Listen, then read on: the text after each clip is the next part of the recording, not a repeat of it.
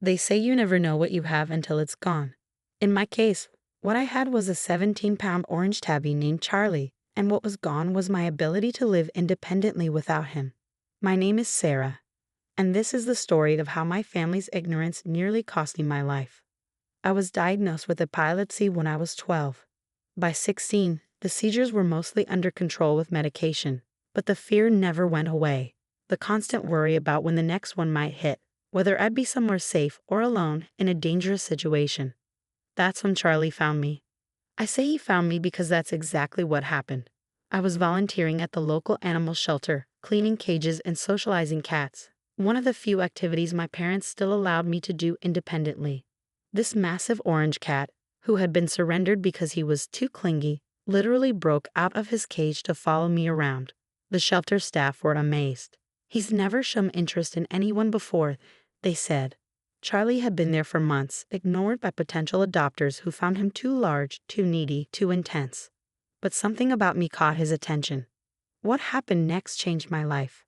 I was organizing supplies in a storage room when I felt it, the familiar aura that preceded a seizure. Before I could call for help, Charlie, who had somehow gotten into the room with me, started pawing at my legs and making strange vocalizations I'd never heard from a cat before.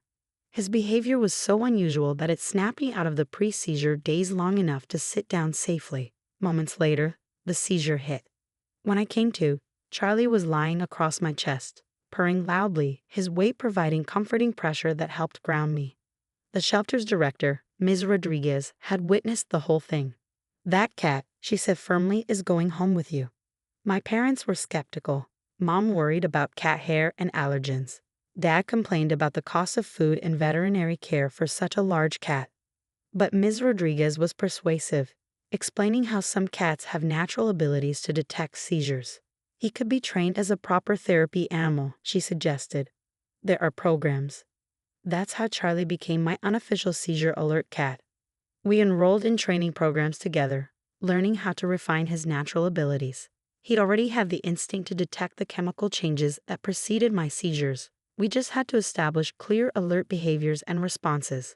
Within 6 months, Charlie could reliably alert me about 20 minutes before a seizure. He developed different signals for different situations, pawing at my leg when we were alone, vocalizing loudly in public, even learning to press the emergency alert button we installed in my room. My neurologist was fascinated. She'd heard of seizure alert dogs but never cats. Charlie became a regular topic at medical conferences, and researchers started studying him to understand how he detected the seizures. He was even featured in a medical journal. For 3 years, Charlie was my constant companion. He went everywhere with me: school, work, social events. His therapy animal vest became a familiar sight around town. More importantly, I hadn't had a single injury from a seizure since he came into my life. His early warnings meant I could always get to a safe place in time. But my family never really understood. They saw the superficial benefits: fewer emergency room visits, more independence for me. But they didn't grasp what Charlie actually did for me. "It's just a cat," Mom would say when I tried to explain his training. "Don't get too attached." Dad was more blunt. "You're using this animal as a crutch. You need to learn to manage your condition without depending on a pet." My younger sister, Amy, was the worst. She resented the attention Charlie got, the special accommodations made for him. "It's embarrassing," she'd complain. "Everyone at school talks about my sister with the weird fat cat." Only my older brother, Michael, seemed to understand. He was away at medical school, but he called regularly to check on us and was always amazed by Charlie's abilities. "What he does isn't just impressive," Michael would say. "It's life-saving. Don't let anyone tell you different." I should have known something was wrong when Mom started asking about my work schedule at the library. She never showed interest in my part-time job before. But I was distracted. It was finals week at college and I was focused on studying. That Tuesday morning, I left for my early shift feeling slightly off. Charlie was more clingy than usual, which should have been a warning sign, but I attributed it to the stress of finals. Mom insisted she'd take care of him while I was gone. "You focus on work," she said. "Charlie will be fine." I believed her. That was my first mistake. The second mistake was ignoring the dozen missed calls from Michael when I checked my phone on break. When I finally called him back, his voice was urgent. "Sarah, where's Charlie?" At home with Mom, why? No, he's not. Mom called me. Sarah, they gave him away. The world tilted sideways. What?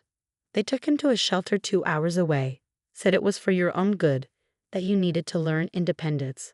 I've been trying to reach you. I don't remember dropping the phone. I don't remember my supervisor finding me hyperventilating in the break room.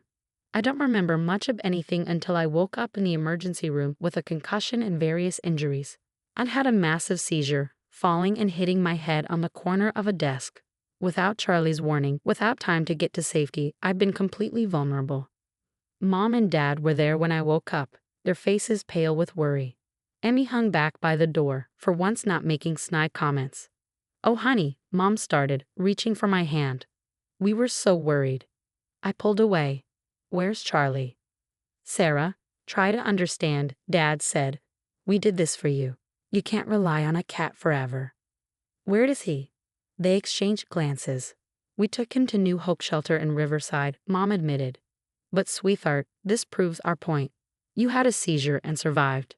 You don't need. I had a seizure and ended up in the hospital. I cut her off. Because you took away my medical alert animal. You understand what you've done. The doctor chose that moment to enter, clipboard in hand. Ah, good, you're awake. Can someone explain why a patient with documented severe epilepsy was without their registered therapy animal? The silence in the room was deafening. My parents gave him away, I said clearly, without my knowledge or consent. The doctor's expression darkened. I see. And are you aware that interfering with a registered therapy animal is legally comparable to tampering with medical equipment?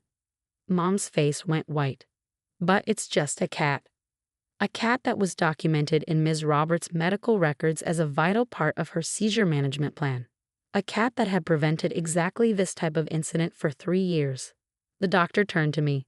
I'm calling your neurologist. We'll need to document this interference with your medical care. My phone buzzed. Michael had finally reached the shelter.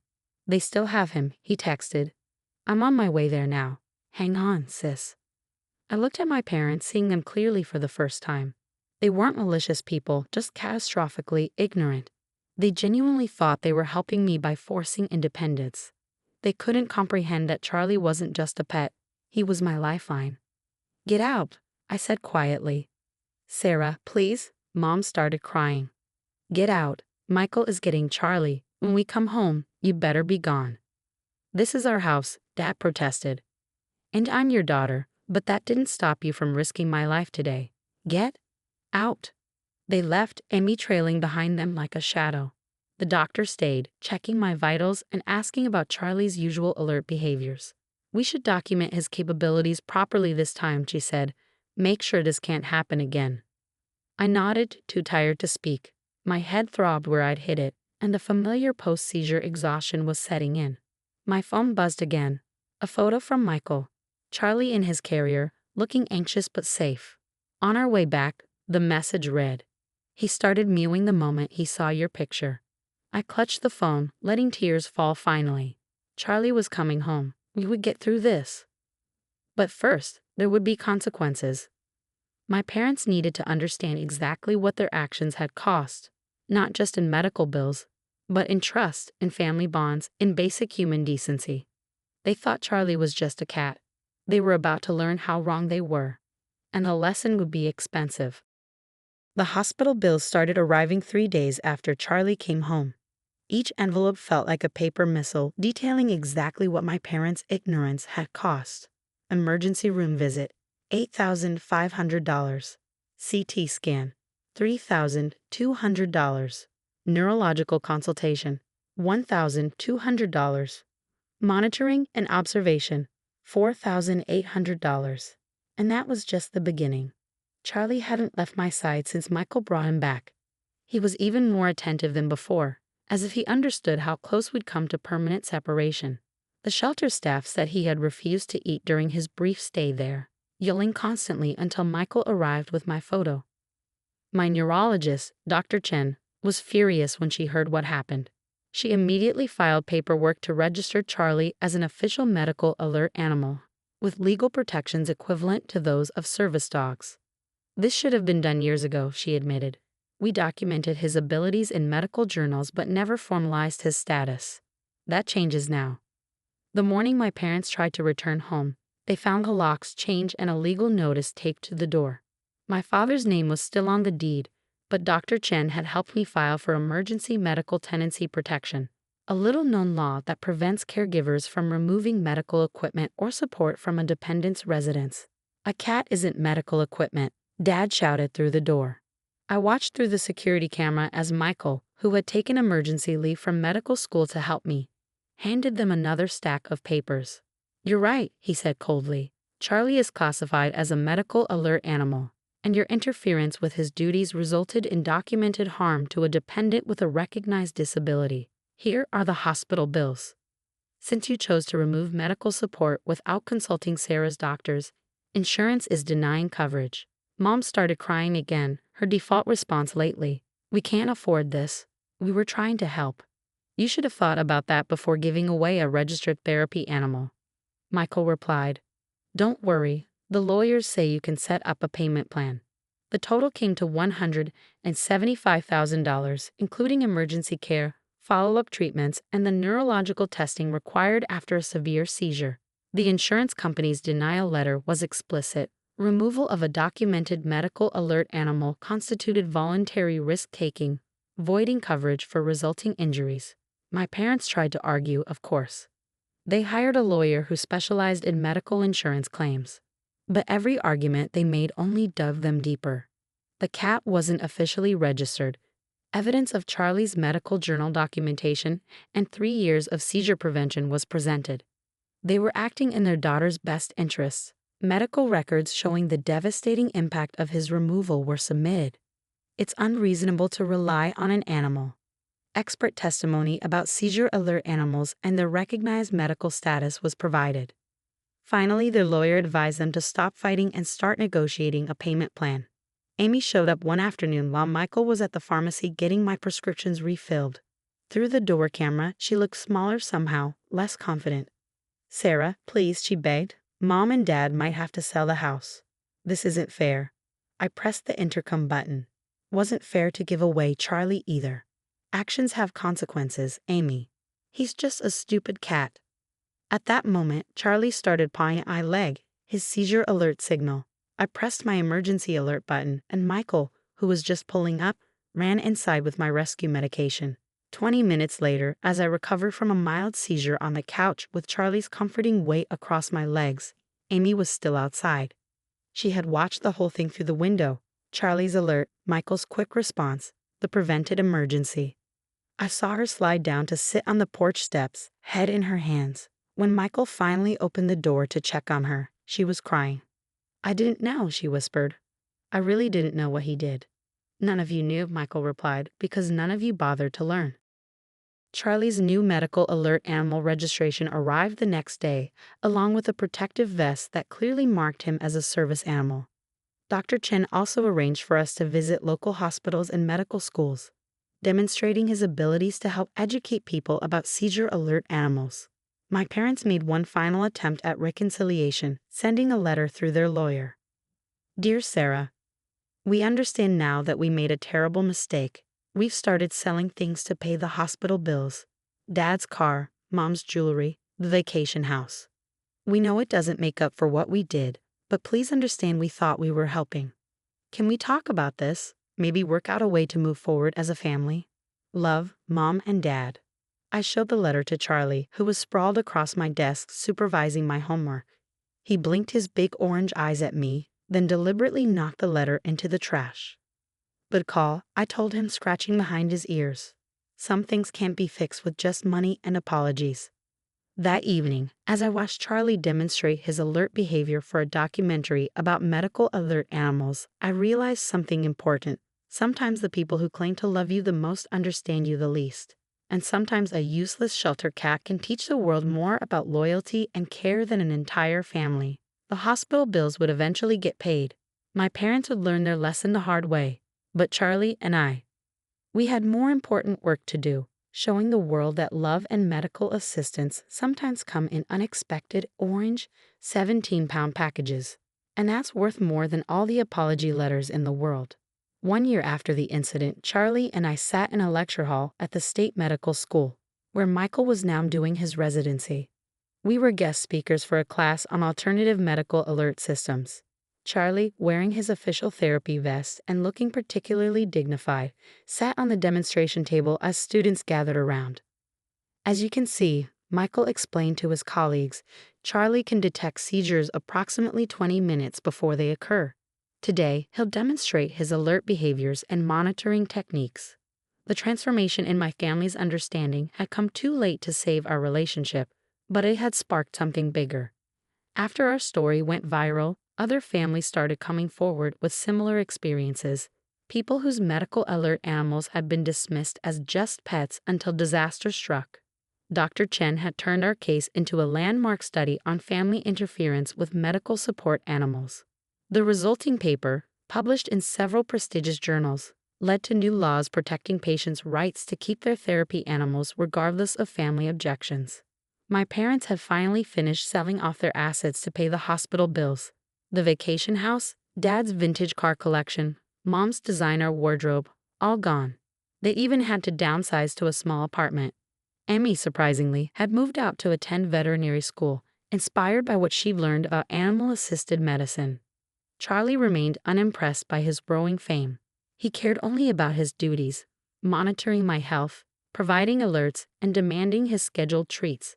Today, though, he was showing off for the medical students, demonstrating how he could detect the subtle chemical changes that preceded a seizure. Currently, Michael said, we're tracking Charlie's accuracy rate at 98.7%.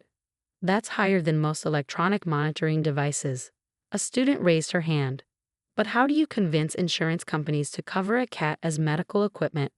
I stepped forward, Charlie immediately moving to my side. You show them the numbers. Before Charlie, I averaged 12 emergency room visits per year from seizure-related injuries. With him, 0. Insurance companies understand cost-benefit analysis. Another student asked about my family's reaction to the legal consequences of their actions. They learned an expensive lesson. I replied, stroking Charlie's head. But the real cost wasn't financial, it was the breakdown of trust. How do you forgive someone for deliberately removing your medical support system? Charlie chose that moment to demonstrate his alerting behavior, pawing at my leg and making his distinctive warning sound. The students watched in amazement as Michael and I moved through our practice-response routine, getting me to a safe position, administering preventive medication, Charlie maintaining physical contact throughout. Notice how he adjusts his position to provide pressure therapy, Michael pointed out as Charlie draped himself across my legs. This helps reduce seizure severity and duration. After the demonstration, a young doctor approached us. She was crying quietly. My parents did the same thing, she said. They gave away my alert dog while I was at college. Said I needed to grow up and stop using him as a crutch. I ended up falling down a flight of stairs during a seizure. Now I have permanent spine damage. I hugged her as Charlie pressed against both our legs, his therapy instincts extending to anyone in distress. Are they organizing the support group? He asked hopefully. She meant the organization I'd started. Medical Alert Partners, MAP, an advocacy group for people with therapy and alert animals. We provide legal support, education, and resources to prevent other families from making the same devastating mistakes as mine. First meeting is next month, I confirmed. Charlie's going to be the mascot. Later that evening, as Charlie and I relaxed in our new apartment, purchased with the advance from our book deal, I got an unexpected email from Amy. Sis. Learning about seizure alert animals in vet school. Professor used Charlie as an example today. Didn't realize I was your sister. Felt proud and ashamed at the same time. Mom and Dad finally finished paying off the hospital bills. They're different now. Humbled. Dad volunteers at a service dog training center. Mom's joined a support group for parents of children with epilepsy. I know it's too late to fix what they did, but I thought you should know they're trying to make amends in their own way. Miss you. Amy.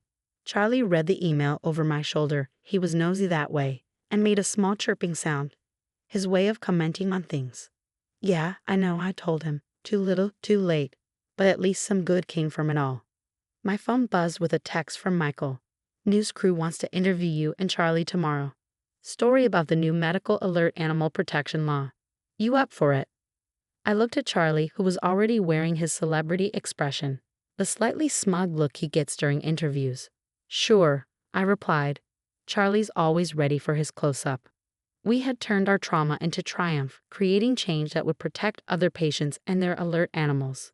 My parents had learned their lesson, but more importantly, the medical community had learned one too. Never underestimate the bond between a patient and their therapy animal. Charlie stretched luxuriously on his custom cat bed, a gift from a pet supply company that wanted him to model their products. Then padded over to do his evening health check. He sniffed me carefully, ensuring there were no concerning chemical changes before settling into his monitoring position. Some people still didn't understand. They saw a fat orange cat in a vest and thought it was cute or funny or attention-seeking. They didn't see the countless nights of training, the precise medical responses, the unwavering dedication. But that was okay. Charlie didn't need their understanding. He just needed to do his job, keeping me safe, proving that sometimes the best medicine comes with whiskers and a purr. And he was worth every hospital bill in the world. 5 years after my family gave away Charlie, we sat in another medical conference, but this time I was the keynote speaker.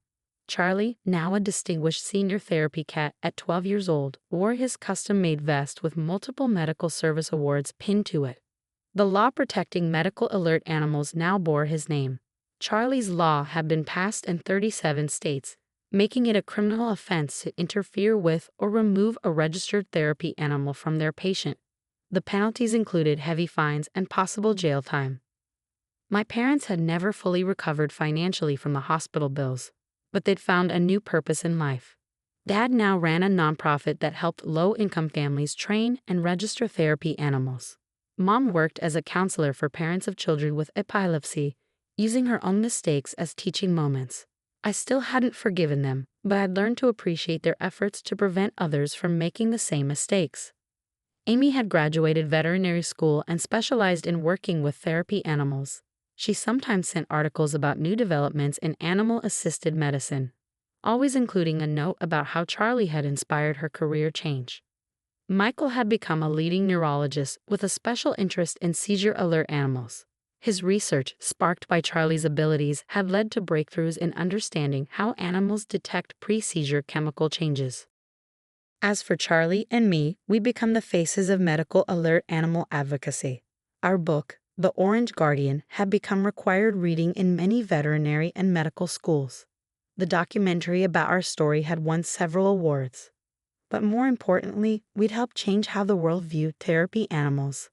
They were no longer seen as just pets or emotional support animals, but as sophisticated medical alert systems capable of saving lives.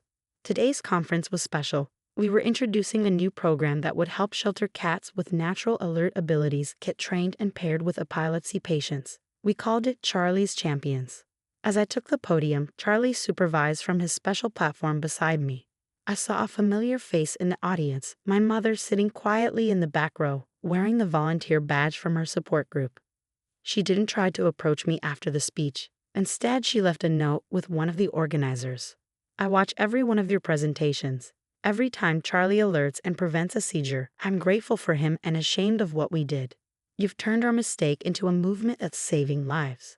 I'm proud of you, even if I don't deserve to be. Love, Mom. That evening, Charlie and I reviewed applications for the first batch of Charlie's Champions. Each story reminded me of where we started: a lonely cat in a shelter cage, a patient needing help, and the miraculous connection that could form between them. Charlie supervised the selection process from his favorite spot on my desk, occasionally pawing at applications he particularly liked. After all these years, his judgment was still impeccable. My phone buzzed with a text from Michael. Dad's shelter animal training program just got major funding. They're naming it after Charlie. Is that okay? I looked at Charlie, who was dozing now, his orange fur turned golden in the evening light. His vest with all its medals hung nearby, a testament to how far we'd come from that terrible day when my family thought he was just a cat. Yes, I texted back. Charlie approves. Because that was the thing about Charlie, he'd never held grudges. He'd simply done his job, day after day, proving through actions rather than words that some bonds transcend human understanding. The useless therapy cat had changed laws, inspired programs, and saved countless lives beyond my own. The hospital bills that had bankrupted my parents had bought something priceless, a revolution in how the world viewed medical alert animals. Charlie stirred from his nap to give me his evening health check. His movements slower now, but no less thorough. His orange fur had some gray around the edges, but his eyes were still bright and alert, ever watchful for signs of an oncoming seizure. "Good boy," I whispered, scratching his favorite spot. "You showed them all." He purred in response, settling into his monitoring position with practiced ease. Just another evening for Charlie, doing the job he was born to do. Sometimes the most expensive lessons teach us the most valuable truths, and sometimes the most precious things in life come with paws, purrs, and unconditional love.